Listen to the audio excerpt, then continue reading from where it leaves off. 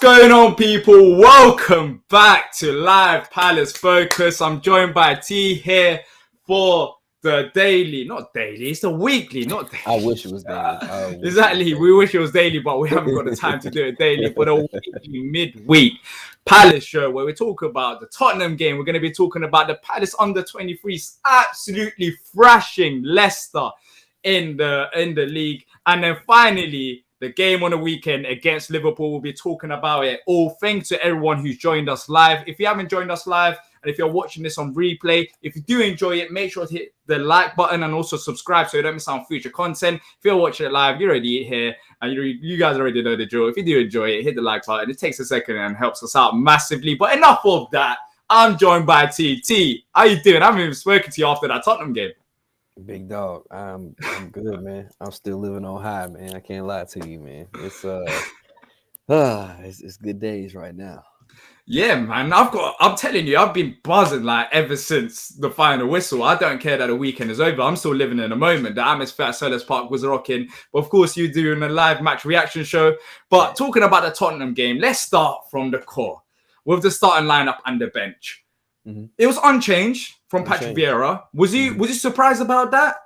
Not at all. I actually expected that.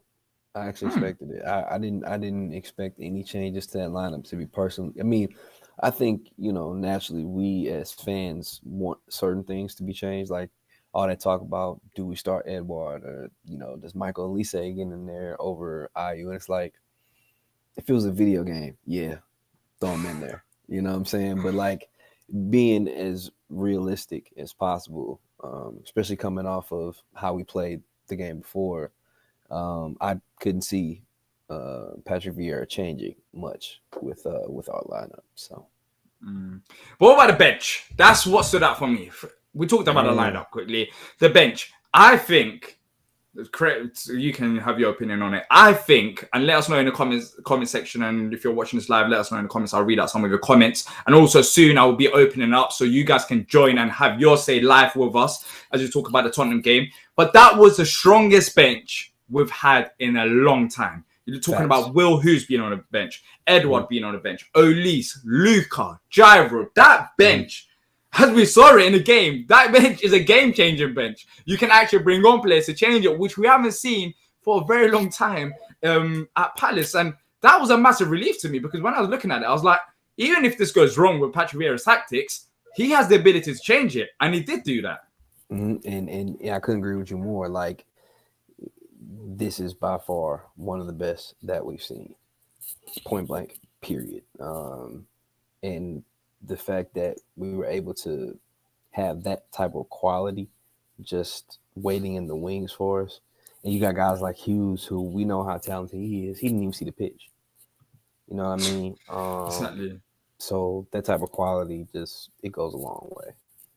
Yeah, the quality on the bench, it showed when the game began. But just let's now open the door. So if you guys want to join us, you can click on the link in the comment section. If you're watching it on Facebook, then you might want to go over to our YouTube channel to click on the link if it doesn't work. But look, you guys can join us. Have your say on the Tottenham game. We want to hear from you. What did you make of the Tottenham game? We'll be reading out your comments if you don't want to join us live to have your say. So don't worry about that. But let us know, what did you think about the Tottenham game? Was you surprised by the performance? Because that's where we're going into next.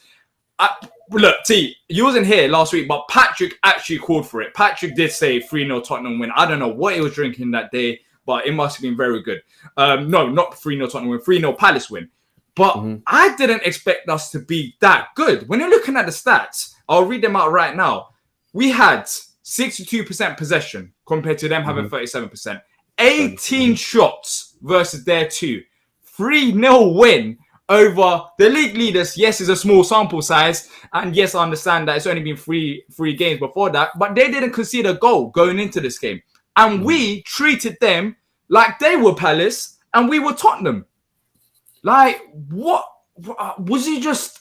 When I was watching that, I couldn't believe that this was Palace. I was looking around me and everyone else was the same. Did he expect anything like that on that level? Because we have improved game on. But the improvement on this game was just like, all right, West Ham, we were good. But on this game, it's like, what on earth is going on? I expected to see something similar, not as dominant, But the one thing I expected to see from us was more possession. Now, what the 60-40 split our way, I wasn't necessarily expecting. I thought it was going to be closer to 50-50, maybe a little bit less on our end. But, with the fact that they had to play a man down, naturally, that gives us that chance too. But I think a lot of it just boils down to style of play. The fact that we're playing a distinctly different style of play in contrast to what we did or what we've done in the past. Us keeping the ball, holding on to the ball. And some people might think that, we were only able to do what we did because of the fact that, they were man down, but we were dominant on the ball before they were down to 10 men. So we're joined by Luke here. Luke, it's been a while, man. How you doing? Oh, can't hear us. Can you hear us? Luke? Well, he's on the cell phone. Yeah, exactly. But yeah, I'll read out some of the comments whilst maybe Luke wants to join. If you guys want to join as well, I'll post the link. So scroll up. I'll post the link again, in fact, so you can join us live and to have your say. But I'll be reading our comments as well. James says 70% of that team was last season's team. Well done, Patrick Vieira. The stats are incredible. There's that as well, but we did strengthen the team. But there's been... Look, let me get your thoughts on this. There's been people saying, well, Roy didn't have this team. That's why we didn't play like this. But if you're one of them people, do you genuinely think that if that's the case, and we had Conor Gallagher, we had all of the Odsonne Edouard, would Roy have made those changes when they had 10 men whilst we were dominating them? Because you have to realize, Edouard came on and scored 2 goals. Ole's got involved.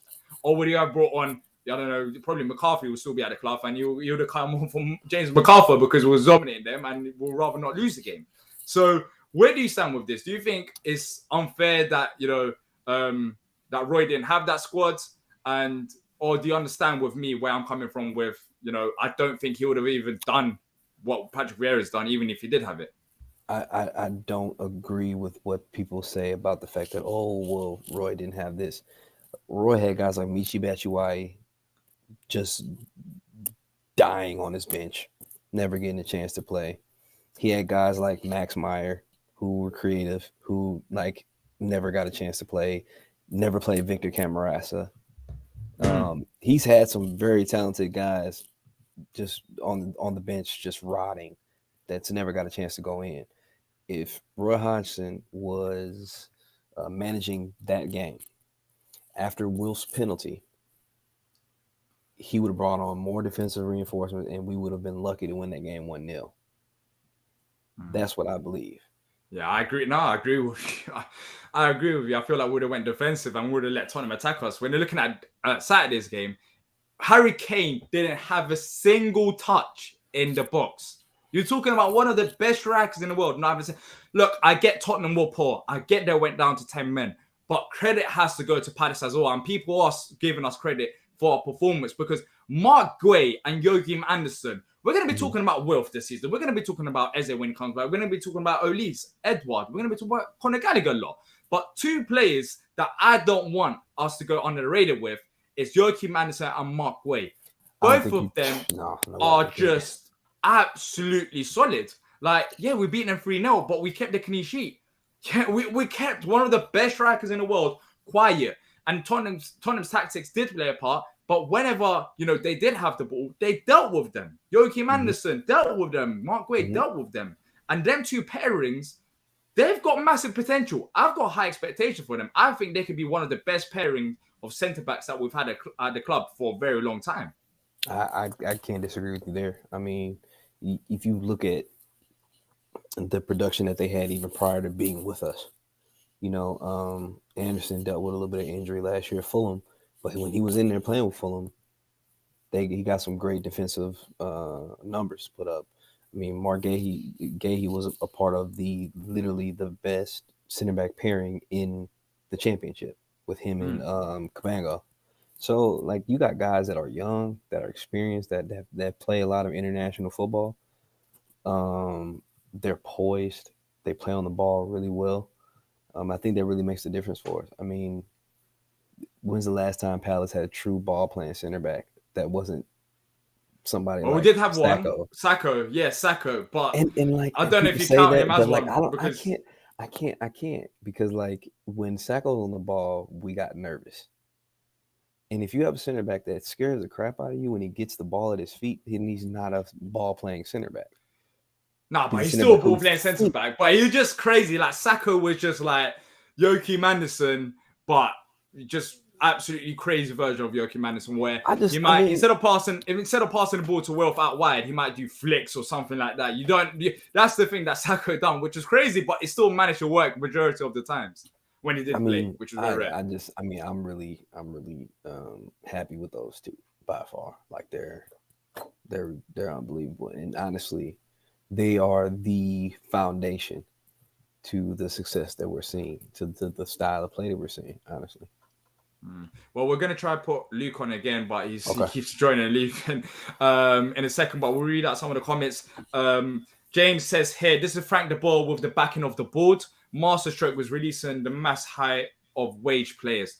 Yeah, I think the business, I made a video as well for one of our sponsors. The business that we done this summer, I think, let us know in the comments, but it might be the greatest summer that we've ever had as a football club in terms of releasing players and in terms of bringing in players. We brought in some quality players and we spent quite a fair amount of money as well. When you're looking at it, the back pairing, we only spent like £33 million for Mark Way and Joachim Anderson, and we also got Odsonne Edouard, £14 million, and we're only Crystal Palace coming off a pandemic.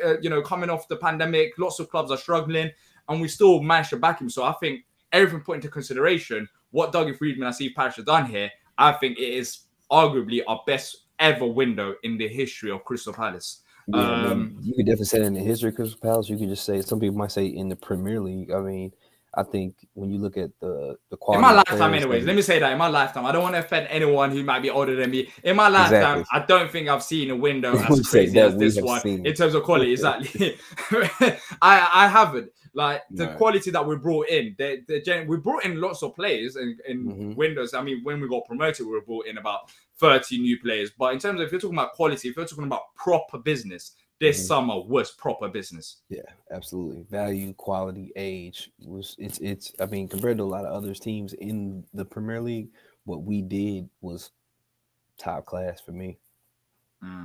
Yeah, and people talk about Frank de Boer, but Frank de Boer and Patrick Vieira, the only comparison you can do between both of them is that they're both, foreign managers. Apart from that, you can't compare. They want to play possession style. Exactly, but Frank de Boer, it's hard to compare both of them because they were completely different managers, not in terms of the style. But just in terms of actual management. It seemed like Frank de Boer had problems with the players. He didn't have the players to play the type of football that he was trying to play, but he still, he still tried to go ahead with it. So I don't like the Frank de Boer and Patrick Vieira comparisons. I feel like Patrick Vieira, he's his own man.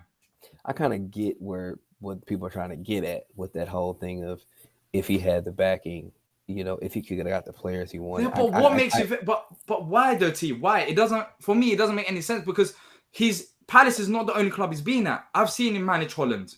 I've seen him manage Palace. I don't like his style. I've heard about him at Inter. Another place where he struggled at. There's been places ever since that he left Palace that he struggled at. There's no suggestion to say that if we did spend 66 or 67 million on players with Frank de Boer, that will be great. No, because Holland have a great squad and he still struggled with them as well. From what I've seen anyway, from the game that I've seen, it was the typical Frank de Boer management. He couldn't get the best out of the players. So in a way, that Frank de Boer thing, pulling the string early in terms of letting him go, I think it was the right thing to do. And the past and what we've seen with him at other clubs proves that, in my opinion. Yeah, I don't think the comparison is even necessary. Yeah, to say the least. I don't even think I would just be fine with just leaving Frank de Boer in the past. Exactly. Exactly. Let the neutrals talk about Frank de Boer. Let's not even compare Frank de Boer to Patrick Vieira. But one player that I want to talk about. Well, there's actually loads of players I want to talk about. One player that brings a smile on my face because I'm expecting apologies from some of you in the chat today as well, based on what's being said about him, is Wilfried Zaha. His performance on the weekend was prime Wilf. But my question is open to everyone in the chat as well, and open to you as well, T. What do you think it was that caused Wilf to play like that? Because we haven't seen that in a while. I still think he's been involved in every single game. Apart from the Chelsea game, he still contributed. And whether it's not goals and assists, he still was being there. But in this game, you can see it. He was active on the ball and he was beating 3-4 players. Was that just Tottenham just struggling to contain him, or was it Palace's tactics? What do you think it was? It was a combination of both of them. I think it was a combination of the fact of the way we were playing, the way we moved the ball, the way he had the type of license to go down that left-hand side. One thing I think that helped him a lot that people may or may not be talking about is how well Tyrick Mitchell helped on that left-hand side. Tyrick Mitchell being more aggressive down the left-hand flank offered Wilf to have more space, to have opportunities to pick up the ball without so many people focusing on him. You know, in years past, Tyrick staying back. He's at the halfway line and he's staying back when it's just Wilf having to deal with a midfielder and a winger. I mean, a midfielder, a fullback, and a center back all bracketing him. So I think that had a lot to do with it. But I think the thing that people tend to discount or overlook is the fact that Wilf doesn't start to get the credit until he's scoring a goal or giving an assist. Yeah, getting an assist. It's not like you said, the stuff he was doing in the game before. Like, I think real eyes, people who really are watching football games and really noticing what's going on with the ball movement, with guys that are taking up spaces or taking up attention, even though those guys aren't scoring goals, all those guys that love Benteke right now. That's like Benteke needs to start. Benteke needs to start. The reason why they want him to start is because of what he's doing other than scoring goals. You know what I'm saying? It's the intangibles, I guess you would say. Yeah. And if Wilf doesn't get credit for intangibles, because Wilf's job is to score goals and get assists. And I don't know if you guys heard about it, but after the game, he was talking to Palace TV and basically said something on the lines of, with the penalty that he scored, he says that you'll be seeing me take more set pieces, penalties, corners, and even free kicks. And that's an area that I haven't really thought about with Wilf. If it was taking more penalties, if it was taking more corners, don't you think the numbers will add up a bit more? Yeah. I think it will do. And this season, if he's the first penalty taker, then trust me, he'll get way more goals than he's had previously because he hasn't been on penalty duties.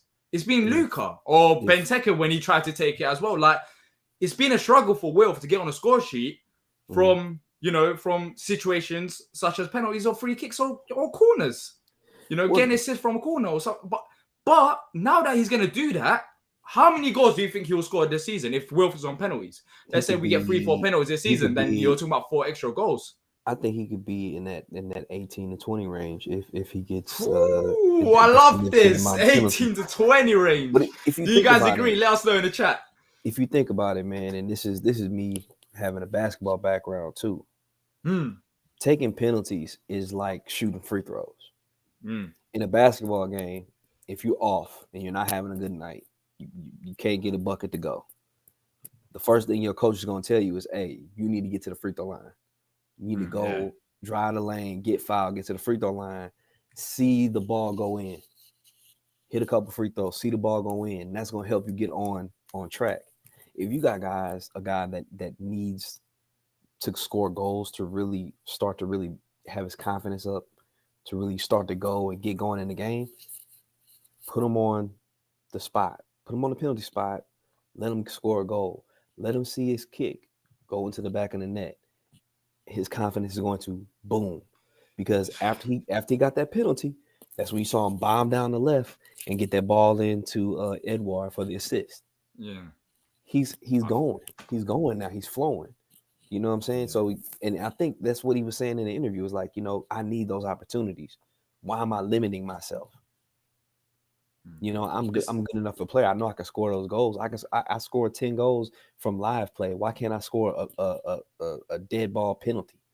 Yeah, he should. That's the thing. I haven't thought about it as well. Like, he should be on penalties. Like, he should push himself to get them extra goals. Because the players that we talk about, for example, you guys know about Bruno Fernandes.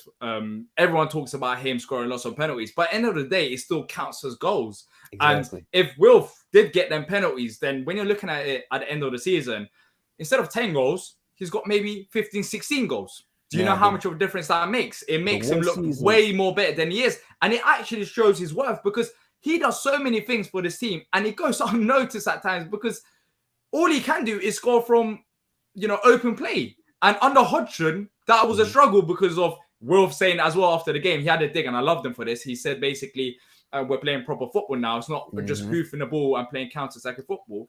It was a struggle to score goals. So the value of Wilf, we can't see it properly. Because you see it, lots of neutral fans and lots of pundits, they just look at the stats rather than display. We know as Palace fans how good Wilf is. But now, if he gets some extra goals, everyone will realise how good Wilf is. And I think that's going to be significant for him. And he deserves it as well. Let me ask you this. So that season that Luka led us in goals scored, I think he had like 10 or 12 of them, something like that. Something. Yeah. You're just scoring lots of penalties. I think Wilf only had maybe 8 that season, I want to say. Think about how many he scored from penalties. I think he only had maybe 2 or 3 free kicks that were goals. So everything else is penalties. I want to say at the very least he scored 7 penalties that season. I'll say 7. And mind you, majority of them were drawn by Wilf. Exactly. He wins these penalties, but now if he takes them, it's going to actually show the fact that, he's won it and he benefited from winning as well because he managed to get a goal out of it. Yeah, in a 10 goal season with 7 penalties, you had 17 goals, man. That's top class. That's top class. And when you're talking about the guys that are like the guys in the footballing world, Ronaldo and Messi and Harry Kane, these really high profile players, guess who's taking the penalties on their team whenever that time comes? It's them. Exactly. Well, let's start with the Wilf to Messi comparison. but you know what I mean.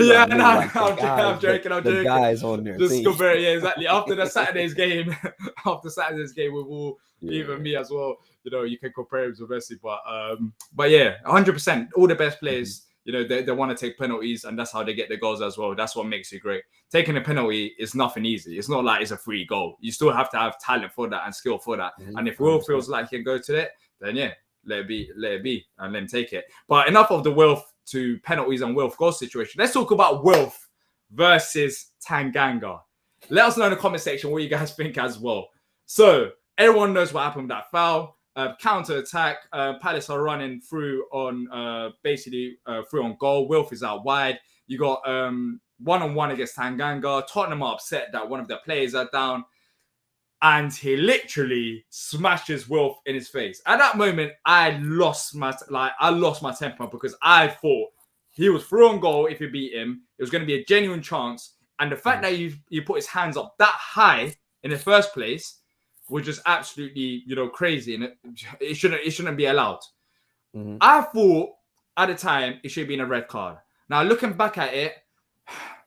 It was hard because of the reaction that Tanganga done. I thought it should have been a red card, but it's hard for me to see his face going into, his hands going into Wolves' face because it all happened so quickly. But looking back at it, then surely that's a red card offense because his hand shouldn't be that high in the first place. The thing that gets me is if you go in with your studs up, with your feet, and get somebody on their leg, you're going to get a red card. But a guy can come in with his hand and hit me in my face full speed, and it's a yellow. It don't make no sense. I don't. It don't make no sense. Even then, okay, if you only wanted to give him a yellow card for that offense, he should have gotten another yellow card for the altercation that ensued.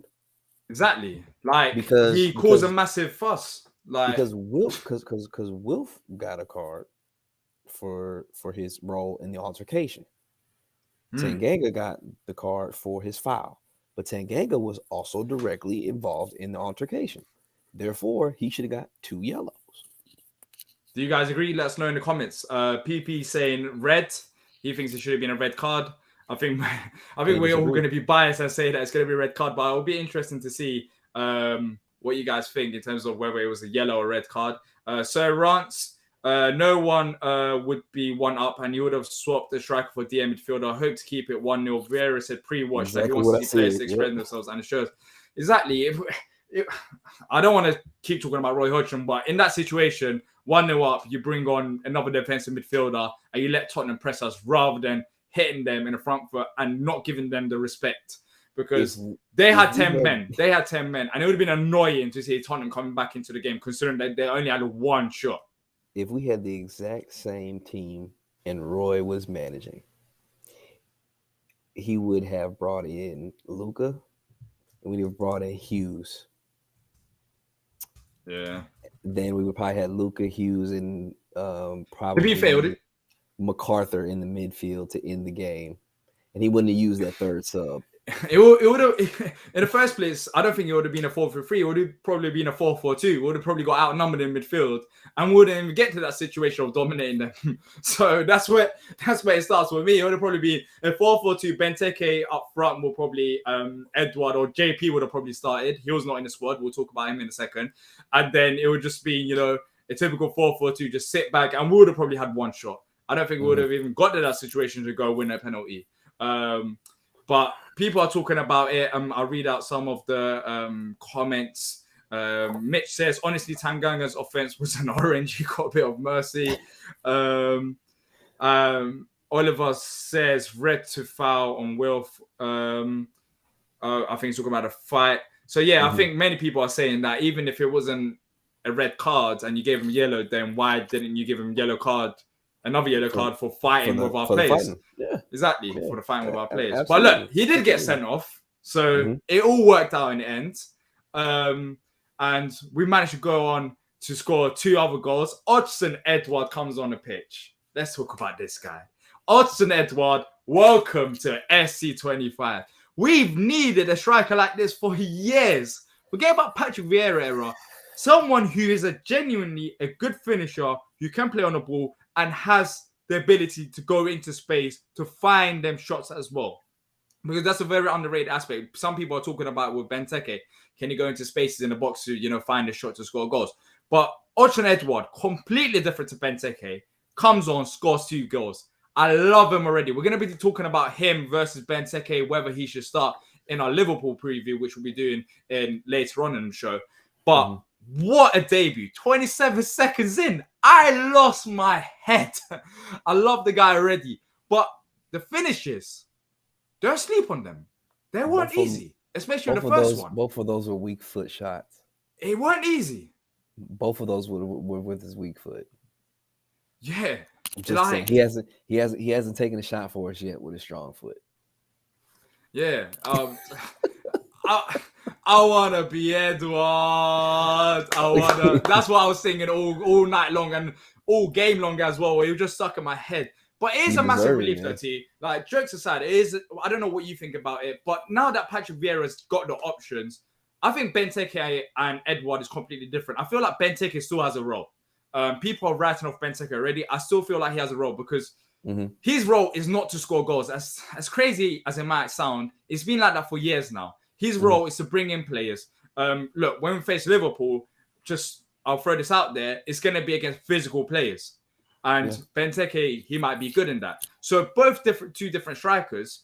What did he make of his debut? Yes, he scored the goals, but what about his movement? What about, his runs into the box, his finishing? How would you sum it up out of 10?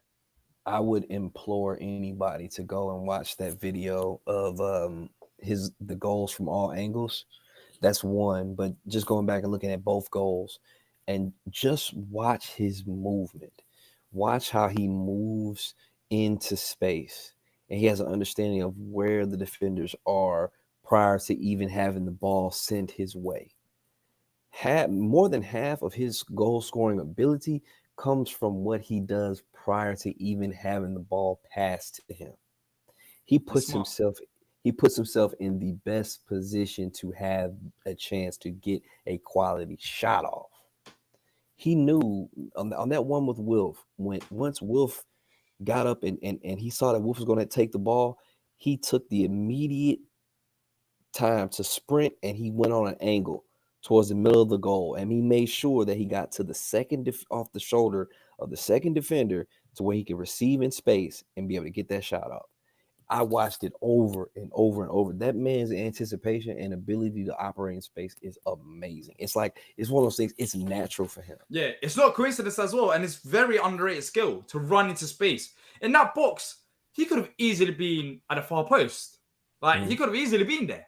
But the fact is, he saw Wilf's run, and he positioned himself in a place that realistically Wilf can pass.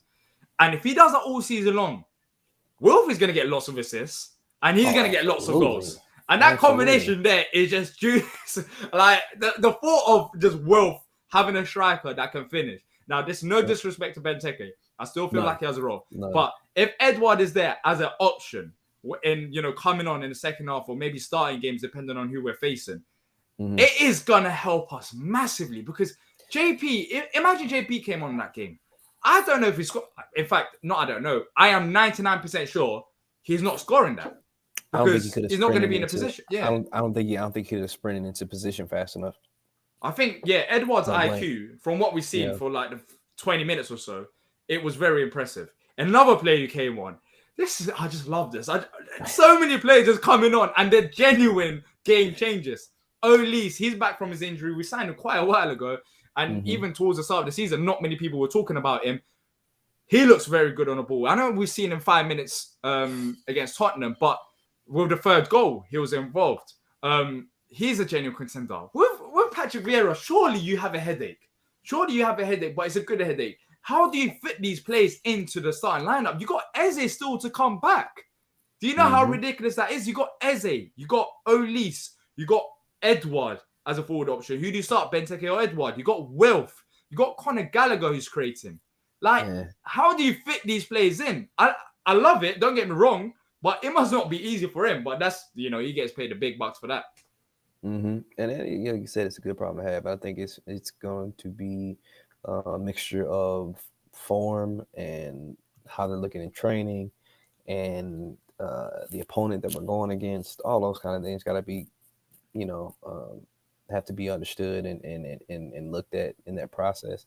I mean, one thing that, a lot of people are probably seeing is like, Benteke still has a role, and people see it that way, but it may not necessarily have to be starting. Because if you think about it like this, say you start Edouard, okay, and Edouard can get you opportunities, shots on goal, even goals earlier in the game.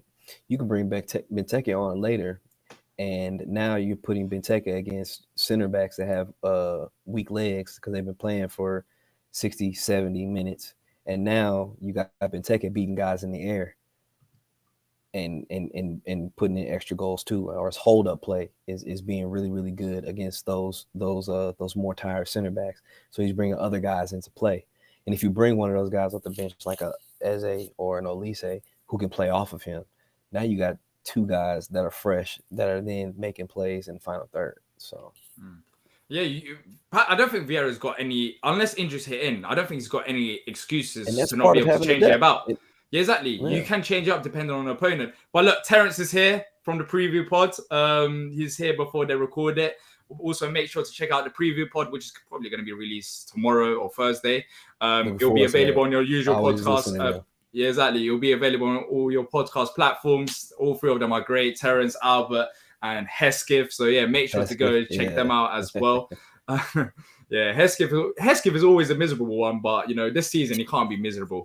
There's no way I let him. If he's miserable, then I'm just gonna get onto Hesketh, because there's no way you're miserable with the start that we've had. You know what's crazy? Well, I just said the start that we've had, but the crazy thing about this is that we've only got one win, but I've still been happy because of the progress. The performances have been there. That's the thing. The performances have been there. Exactly. Going up every game. You'd think the way I'm talking, the way I'm happy about it, you'd think that we won all three of our games, like we're top of the league. We're not top of the league, but the potential there, the potential that we've seen, hopefully we don't turn into a Brighton with the expected goals and just struggle with chances. But I don't think that's going to happen because we've got the forward, we've got the creative players. That's what I'm excited about. And many people don't realize that if you're non-Palace fans. They just say, well, you've only got 5 points. You beat Tottenham. Yeah, that's great. But, you know, they had a couple of players missing. No, it's the performances. And my question to you and to everyone in the chat, how do you improve? We've improved game on, but how do you actually improve from the Tottenham game? What, do you score more goals? Do you create more chances? Like, I'm not too sure. Like, where is the barrier for improvements? We've seen it every game after the Chelsea game. The Watford game, we should have won that one. We were unlucky there. The West Ham game, second half, arguably we could have won that game as well if Mark Way slotted it in with the last minute header. There was Tottenham game. We absolutely like. What does Patrick Vieira do to improve the side? I'm not too sure. Maybe there are areas that's missing that I haven't picked up on, but I don't think there's a clear area apart from maybe Nathan Ferguson. If he was fit, he'll start at right back. That'll be improvement in terms of you know Wardy going forward. I think Wardy's still putting a shift, but Ferguson is a player that I think is very under the radar by Palace fans. I understand it because he's never been fit to play. Special, man. When he's healthy, but if he returns to his West Brom form, he's going to be like another. Well, he's to be fair, is he a new signing? If he comes in, do you count him as a new signing? Because he hasn't even played a game. So I guess he'll be a new signing. Yeah, I don't know where you improve. Where do you improve to?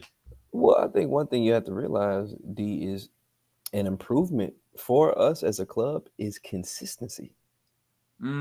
So keep doing what you're doing. Keep playing at a high level. Keep competing. Keep scoring goals. Keep creating chances.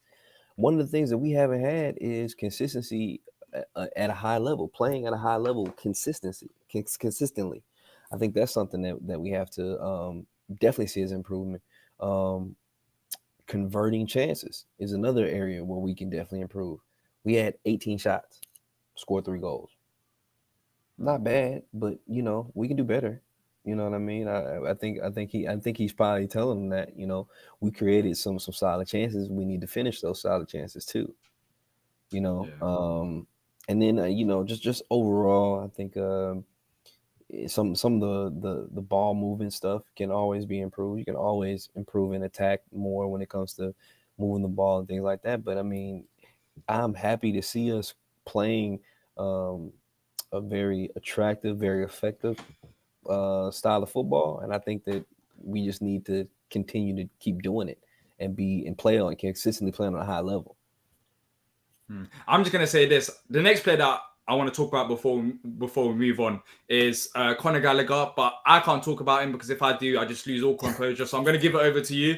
Talk about Conor Gallagher for me and talk about how great he is. Because if I do, I'm just going to blast. I've talked about him too much. And someone actually told me to describe Conor Gallagher and what he can do for Palace. And I just said, for me, Conor Gallagher is Conor Gallagher. He can do literally everything.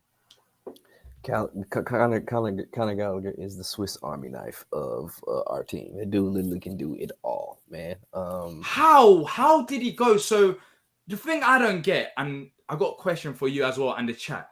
How is he that good? Like straight away. Like he's played at West Brom. We've seen him at West Brom, but maybe I haven't watched West Brom enough. But I never saw him as this good. Even before he joined West Brom. Like he was good, but was he this good? Did I miss something? Or is Patrick Vieira getting the best out of him? Because Who's Got actually put out a stat today, and his best ratings in the Premier League have come from playing with Palace. He played at West Brom, but I think the Tottenham game and the West Ham game is his best ratings ever as a Premier League player. And both they came at Palace. So does Patrick Vieira deserve credit? Because when he joined it, he was talking about Patrick Vieira and the style of play that we want to play. So is Vieira getting the best out of him, or did I just miss Conor Gallagher's talent? Because I just don't understand how a player this good, you can defend, you can attack, you can create, you can score. Jeez, this guy can do everything. He can literally do everything. How did he go so unnoticed? How did he end up at Palace so easily on loan? Well, I think a big piece of it was where he was playing prior, playing on smaller, lesser talented teams. I got a chance to watch him when he was at West Brom, and I wasn't watching him because I wanted to see Gallagher necessarily. I was actually really watching him because I wanted to see Ainsley Maitland-Niles play in the midfield for them. And, of course, they were midfield partners. And one of the first things I noticed about it is that like, man, this dude does not stop. You know what I mean? He's got stamina as well. Like, he can run dude all got game. That's another area that I didn't think about. This guy, he plays like he's on drugs. It makes no sense. Like, he can do literally everything. He goes back. He's better than certain defensive midfielders. Like, he goes back to tackle, and I'm like, wait, you can tackle that good as well. He's on the ball. Wait, you're that composed on the ball. Wait, you can pick out a pass. Wait, you can do quick turns. You can create. You can score. Who are you? Where did he come from? Where? Like, he's definitely improved from the West Brom thing, but it's like, how quickly can he improve? There must be Patrick Vieira. I think someone said that as well. Like, he's got confidence boost with Patrick Vieira. He is getting the best out of him. But they do say, as Neil said, never fall in love with a lone player. Exactly. I am in love. I'm sorry, Neil. I am in love, and no one can stop this love. But like, I just love the guy. I'm happy because how I see in his game so far, analyzing the preseason performance as well. Some people can say he's on form, but from his technical abilities, I just don't think you can be that good and just say he's on form. He is naturally gifted. And the thing about him is, even when he's going to be off form, he's still going to be working his socks off. He's still going to be breaking up play. You know, he's like, so, you know, even when he's not at his best, he's still going to be very effective, even still, with just how hard he plays, how hard he goes, and the opportunities he can create for others just off his work rate. But you know, it's one of those things, man. Like, I pray that we go ahead and try to get him permanent in January. I'm ready. I'm ready to set up a GoFundMe page if it comes to that. I want Conor Gallagher at this football club on a permanent basis.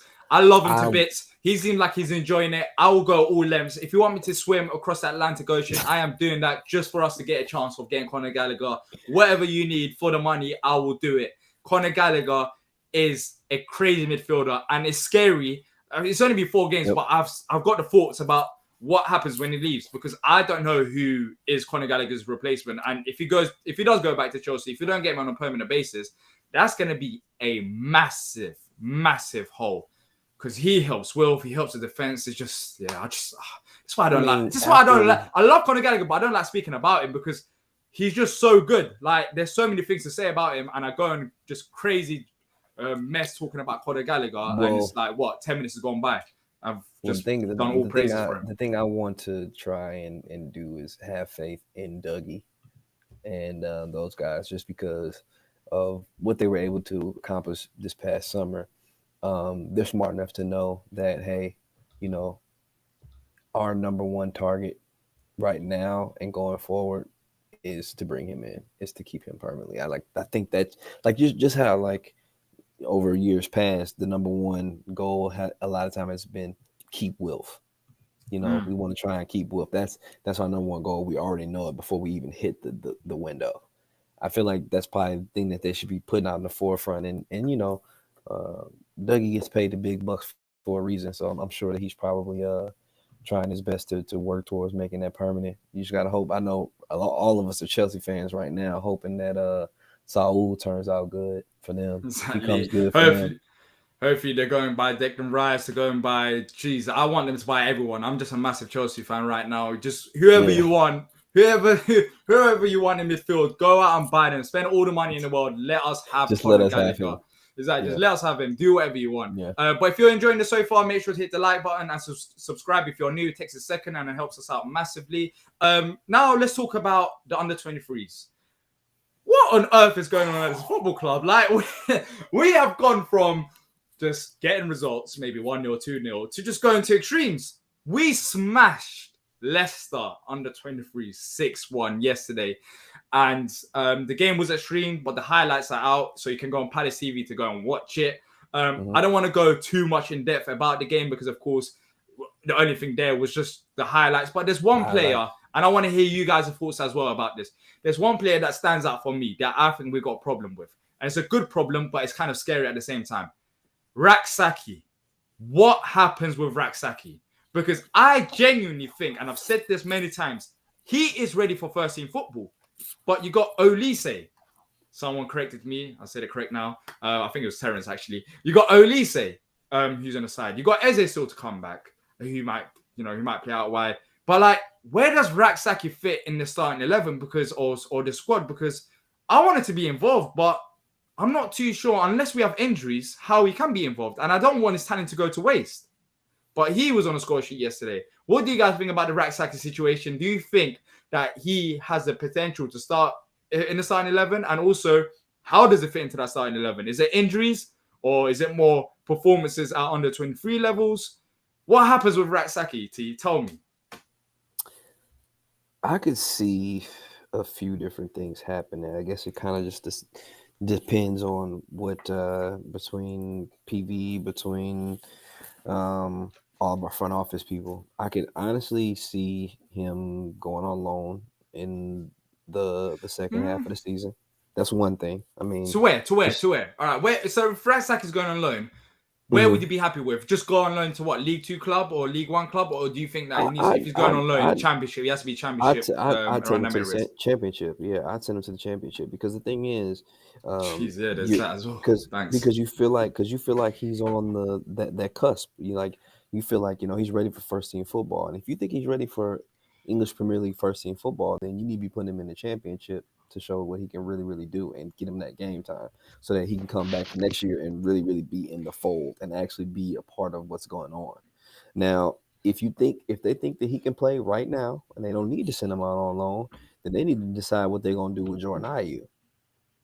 Yeah, that's because if it was just he's the one that's Olise and Raksaki, then I can see him having an opportunity. But does Patrick Vieira go against Jordan Ayew and put Raksaki ahead of him? I just don't think so. I don't. So, and like I said, my thing is, I don't think it's a matter of in this point, maybe it's not putting Raksaki in front of Jordan Ayew. Maybe it's shifting Jordan Ayew out to where you never had to say, "Oh, we put him in front of him." We just decided to shift him out, and then we put Raksaki up. You got rid of him because you believed in your youth, and then therefore you decided to shift him out. Yeah. Nick's here. I just covered his face with the chat. Nick, thank you for joining us. You're always a legend. You're always about. I'm going to be actually going to the Liverpool game with Nick. Nick, we're talking about Raksaki and under 23s. How do you see this one going with Raksaki? How do we involve him in the first team? Or do you think he just has to wait for his chance? Does he have to wait for injuries? Because I think people are mentioning other names, and yes, we do have other quality players. But for me, Raksaki is the next in line, and I genuinely think he's got the talent to be, a really good Premier League player. So, what do you do with Raksaki if you're Patrick Vieira? You stood next to me at the Chelsea game, didn't you? And it was the only bright spot for us in that game. As soon as he came on, we changed. I think he's a step up from Ayew. As T said, hi T. I still haven't come down from Saturday yet. Really, still buzzing. I haven't as well. On my face. I don't blame you. I think he fit in. He wasn't on the bench, was he, against Tottenham? So we've got that's the thing. We've got an embarrassment of riches, haven't we? Which is a lovely place to be in. I'm thinking about the Sutton under 23 game. He struggled a bit there, but then I think it's because the whole of the under 23s was against a load of guys who are late 20s, 30s, who easily outmuscled everybody else off the ball. But only being a slight lad in the first team, I think he can shine because he'll have other players out there to protect him. He looks dangerous going forwards. He's an unknown quantity for other Premier League teams, isn't he? So they're not going to know what to expect. They're just going to see some raggedy little lad on the pitch and think, oh, yeah, this guy ain't going to be much. And I think he'll shock them.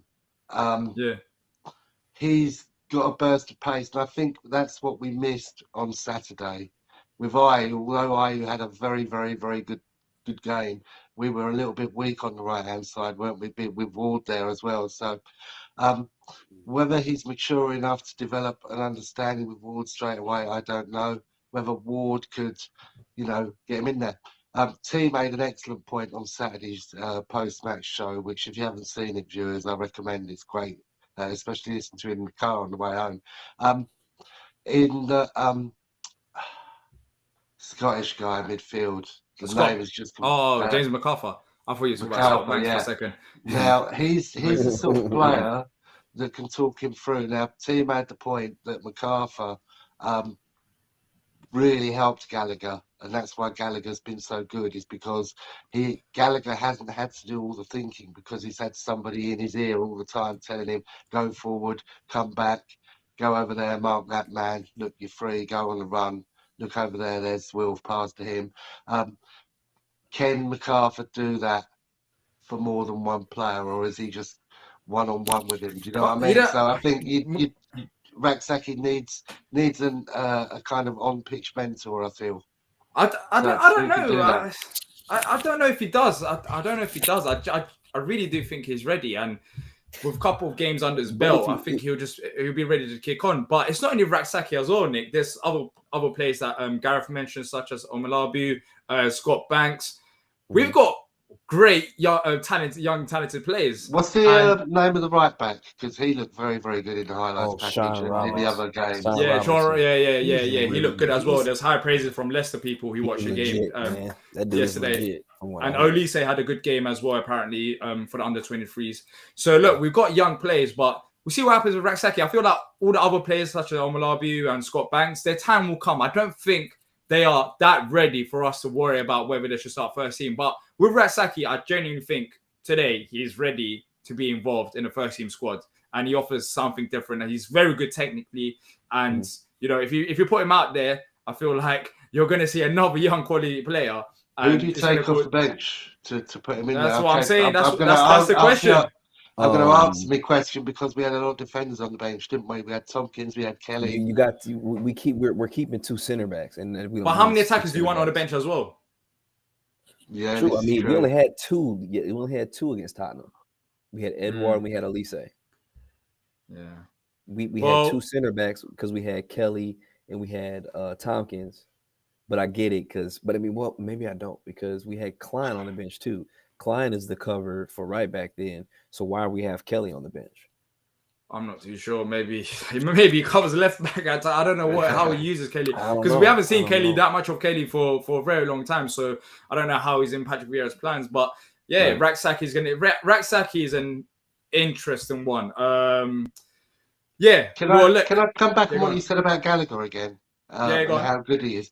Well, how much better are all the players? And you know, a lot of it is down to Patrick Vieira, because not only is he improving them as players, I think he's giving them a lot more responsibility to go out and do their thing. With Roy, players stuck rigidly to what they were told to do. Okay, they're going to do that with PV as well.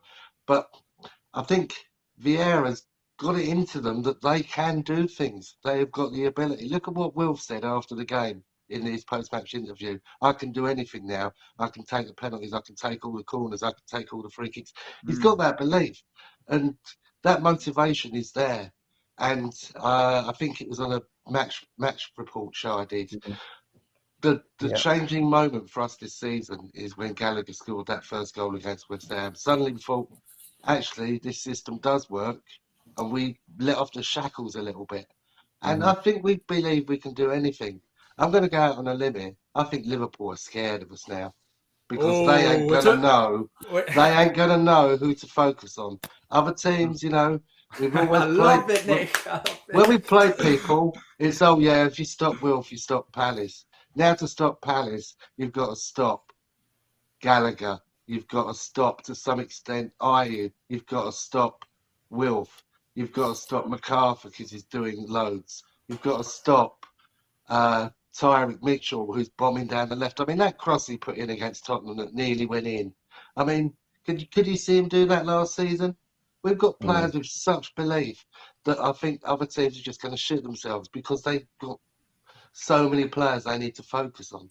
I think the thing that Liverpool has that really doesn't bode well for them is the fact that with the way the style of play that we exhibit now compared to in the Hodgson era, Robertson and Alexander-Arnold are going to have to defend. And that's where they're going to have trouble, because now they're not going to be able to gang up on Wilf the way they have in the past. Not going to be able to do that. So that means that those guys are going to have more one-on-one situations. I believe it'll be Roberts, because Roberts is the right back, right? Or is it Alexander-Arnold? Right back, Alexander Arnold. Either way, they're going to have to defend Wilf. And there's going to be a lot of one-on-one situations. Yeah. Those guys are going to have to defend. And their midfield isn't as good as it was last year either. Well, before you go, Nick, I guess it might be a dumb question based on what you just said. But what's the expectations for that game against Liverpool? It's either going to be like it was against Chelsea, and we're not going to be able to get the ball out of our own half because they're going to press so high on us, or we'll pull off a shock result. Well, I'm hoping for the shock result. I really am. Just because of the game-on-game improvement I've seen us. I really maybe I'm just a bit overexcited about the Tottenham game. Nah, I don't blame you. I'm excited as well. As you can see, all show long, I've had a smile on my face. It's actually a joy talking about Palace for once. After the last 3 years that we've had with no ambition. No, we're talking about going to Anfield and potentially getting a result. Last time we went to Anfield, I was doing a watch along, and did we even have a shot on target? I don't think so. Now we're talking about going to Anfield, and can we cause an upset? The change of mentality that Patrick Vieira has done in such a short span of time is actually very underrated, because it's not easy bringing in that many new players and changing the mentality. And respect to him so far. There's going to be still, look, I'm not saying we're going to go finish in European places. I know some of you are. I'm not getting that carried away. But from what we've seen so far with the performances, it's looking positive. And maybe, you never know, we might go and do an upset at Liverpool. By saying that, we're probably going to go and lose 4-0 now. But we'll talk about score predictions a bit. Exactly. Well, look, thank you for coming on, Nick. We'll be continuing the preview right now. But if you want to come on as well, to have your say, feel free. And yeah, that was Nick. And I'm going to be going to the game with him on Saturday. So hopefully we do get a result. Now we're talking about Liverpool, guys. So send in your predictions for Liverpool, expectations for Liverpool team. Let's start with that. I asked Nick. He has high expectations. Me personally, you know what? I will take it. Liverpool at Anfield. I'll love a cheeky result there. What are you saying? Let me hold on. Let me. Let's be positive. Let's be positive. Let me consult with the Oracle real quick. Oracle. What is it saying? What is it? Is it positive? Okay. Is it positive? Come on. I know what he's saying. Oracle says 2-1 Palace. 2-1 Palace. I'm taking that 2-1 Palace. I know we're getting carried away. I know something dodgy might happen in that game. We might get red cards and ends up getting battered. But it's all about positivity now, Palace. Yeah. Look, it's been dire for a very long time. You're saying 2-1 Palace. But I'm going to say, let's go 3-1 Palace. I'm going there, 3-1 Palace. Amen. They're going to score, and the Palace are going to do the comeback. I don't know why I'm saying 3-1 Palace, but you know what?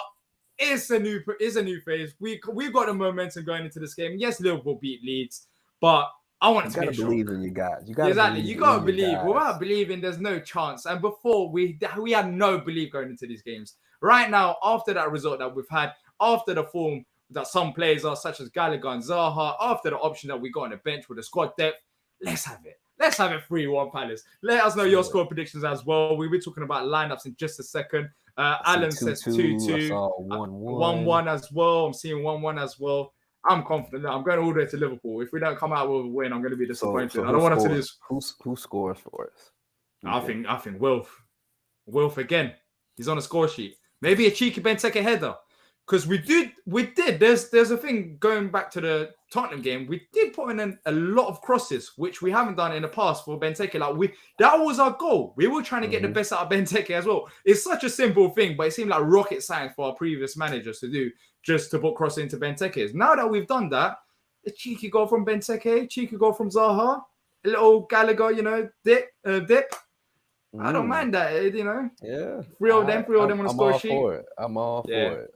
Okay. Exactly, but lots of people are saying draws. I'll take the draw as well. Look, I'm getting carried away with the Tottenham game. I know I am, but I think the draw would be in my case here. It would probably be the one thing that positive thing I would no Palace. I thought I was optimistic. Jeez. Jeez, 5-0 Palace. All right, cool. We're going there now. 5-0 Palace. Can you imagine just going there and you just see, oh, no one's saying we're losing so far. No one has said that in the chat. There's probably going to be one now that I've said that's going to say, oh, we're going to lose this game. Yeah, but so far, no one has said we're losing that game. Liverpool fan on here. But look, jokes aside, I was actually talking to a Liverpool fan before this live stream. We had a little Premier League review show. And, you know, they're not looking forward to it. They know that Palace have changed and we're going to put them under pressure. So even Liverpool fans and Liverpool have respect for us now. It's not going to be an easy game with the talent that we got. I can tell you the one thing, one reason why I'm 7-0. All right, cool. We're not going above 7. All right, that's it. I'm not placing any more score lines above 7. We're getting a bit ridiculous now. Karma's going to hit us, and people are going. Liverpool fans are going to come here, going to clip this after we lose 3-0. I'm just going to take this out. So I'm not doing that anymore. 3-2 to us. I'll take that. But I think honestly, I'm more optimistic because I don't think that Liverpool is going to press us as hard as Brentford did. To be honest, I think they will. But the reason why I'm optimistic is I think they'll try, but I don't think Salah and Mane can press the way that those younger Brentford guys were on us. I think we did a good job of handling that. Should I say? Is what I really want to say. I think we'll do okay with handling the press. Is what I want to say. Yeah, and also another thing is, I know we're talking about the 3-1s and the 2-1s. I would be happy with a draw. I just want us to keep building, get a momentum away from home. I'll be happy with a draw. I'm just optimistic based on what I've seen so far with the performances, and I just want to be positive once. After what's happened. If we go 1-1, against them, we get the draw. That'll be another point. That'll be 4 games unbeaten going into the Brighton game. Yeah, it'll be something good. I'd be perfectly fine with that. Exactly. But now, this is the interesting part where I want you guys to get involved once again. You know the drill. Let us know in the comment section. If you want to come on just like Nick did a second ago, I'll post the link right now so you can share your thoughts on the Liverpool game. Are you optimistic? Have we gone crazy? You let us know. Lineup after that game. If you're Patrick Vieira, the one position that is a bit, it'll be unchanged because it was 3-0. But surely you're thinking about Edouard versus Benteke. Absolutely. Who starts up front for you in this game? For me, it's Edouard. Period. Point blank. Why? What? Is it because of the 2 goals? I want goal scoring. I want quality goal scoring chances early on. Because I think our best chance against Liverpool is getting an early lead and making them play from behind, making them play desperate. I think that's our best chance of winning. So going a goal up early on or going 2 goals up early on is going to either set us up to win or either set us up to come out of Anfield with a tie. So that's my thoughts on that. I feel like if we start Benteke, we'll get good hold-up play, yes. But I don't think we'll get as many quality chances in front of goal. That's just me being honest. If Liverpool press us, and let's say that we can't hack the press, if Edouard's up there, then he's not going to be as effective as Benteke. Benteke gives you that option. All right, we might beat the press. If you don't beat the press, give it to Benteke. And Edouard can come on because Liverpool are still a physical. You're facing Virgil van Dijk. It's not going to be easy for Edouard's first start to be against one of the best, if not the best defender in the world, one of the best players in the Premier League. It's not going to be easy facing him. And the way that Edouard came off the bench. No easy games, though. Yeah, but there's no easy games. But Benteke makes sense for me due to his physicality and due to I know how Liverpool's going to approach this game. They're not going to sit back at home against us. In my opinion, this kind of harkens back to what I talked about earlier. I like bringing Benteke on later where he can use that physicality and be fresh against those guys. But wouldn't Edouard's, we saw with Edouard, doesn't Edouard make more sense to come on later on in the game? Because he can run. He's got the pace. He can dribble with the ball as well, so he can press it when they're tight. You can go either way. You can have a guy that has a little bit more pace, or you can have a guy that has more strength that can play over the top of people. You know what I mean? So, it could go either way. But, I don't think there's a bad choice here. Let's just say that. Yeah, I don't think so as well. And now here's the thing.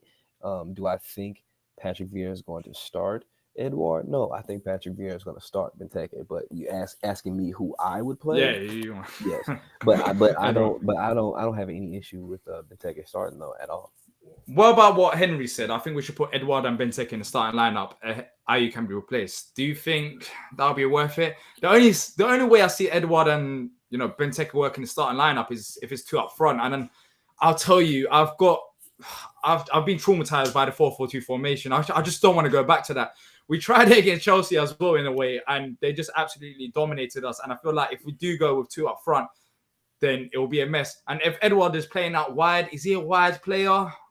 I don't know. Do we need to play him out wide? He's played wide before, but I wouldn't play him there. I think if we play both of them at the same time, and answering what Henry's talking about, I think we play both of them at the same time.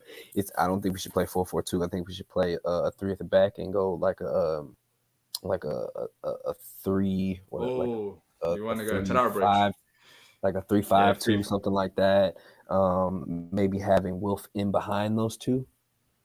And then having probably Conor and Maka playing behind Wilf with Schlupp. Only thing there is, a lot of people feel like Ward can't do that wide job. I think he can be decent enough to make do. If not, Klein's healthy, you can play Klein there. But that's the only way I can see us going with 2 at the top. I don't think we would go 4-4-2, to be honest with you, especially against what Liverpool's going to do. We need to have more outlets in the center of the pitch. Yeah. Also, I don't want Edouard to play out wide as well. I like him up front. I like him up front. I don't think we'll see him out wide. I don't think we'll see him out wide. Yeah. Neil says Benteke for 60 minutes, Edouard for 30 minutes for the pace to stretch him. I'll go the same approach. Maybe with the Benteke thing, it works out with just Benteke. He comes on, he starts the game and he scores two headers. I wouldn't mind that as well. It might just work out. I think for us, if we're going to get this done, if we're going to somehow come out with the win, we have to get something early. We got to get a goal early. We got to not concede early as well. Yeah, I mean, and of course, not conceding early is going to be essential to us winning. I mean, not conceding is going to be essential. But I think for us being on the road, we got to get a goal early. We got to put them on their backs early and make them fight from behind. If we make them fight from behind, then we have a real chance of either coming out of there. We got a chance to come out of there with a point or 3. We're all positive going into this game, man. What a relief! Because if you asked me 3 months ago when we faced Liverpool, 4 months ago, whenever it was, how are you feeling going into this game? I'm just saying, start whoever. We're just going to get absolutely battered anyways because they know how we're going to play. But finally, there has been a change. Odsonne Edouard, welcome to SE25. Patrick Vieira with the change of mentality. We've got quality players going into this game. It's going to be massive for us. We've got the depth, and hopefully we can nick a cheeky result. I would love it because traveling I'm going to be traveling for like 9 hours, 8 to 9 hours. Is that how long it takes to get there? Yeah, well, 4.5 hours to go, because 4.5 hours to come back. Liverpool's Merseyside, so yeah. So it's going to be like a. No, I'm driving up with Nick and some other people from back of the nest as well. So yeah. So look, hopefully we get a result. Yeah, because that's gonna be a long ride back after a loss. Exactly. Look, there's gonna be content coming out on Thursday, tomorrow as well on Back of the Nest. So if you haven't subscribed, make sure to subscribe. On Match Day, there's gonna be more content coming up. We're gonna be releasing more videos such as player ratings. So check out for that. Of course, he's gonna be hosting a live match reaction as usual. There's gonna be match reactions after the game. Look, there's lots of content coming from Back of the Nest. We're excited about this season. We want you to get involved as much as you can. Thank you for joining us for this live show. We enjoyed it. Hopefully all you guys enjoyed it as well. And until next time, up the Palace. Up the Palace.